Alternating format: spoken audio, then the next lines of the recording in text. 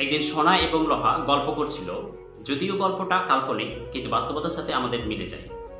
তো সোনা একদিন বলল যে আমাদের দুজনকে পিটিয়ে বিভিন্ন রকমের জিনিসপত্র তৈরি করা হয়।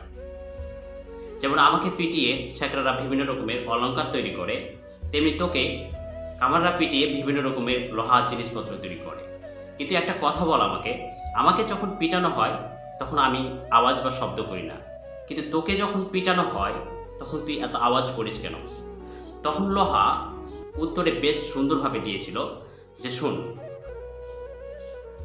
তোকে যখন পিটানো হয় সেটা লোহা দিয়ে পিটানো হয়, কিন্তু আমাকে যখন পিটানো হয় লোহা দিয়ে পিটানো হয়।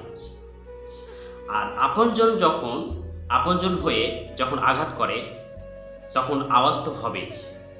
আমাদের চারপাশের মানুষজন যখন আঘাত করে তখন এই জিনিসটা আমাদের মেনে নেওয়া স্বাভাবিক ব্যাপার, কিন্তু যখন আমাদের আপনজন যখন আঘাত করবে তখন আওয়াজটা একটু আমাদের বেশি হয়।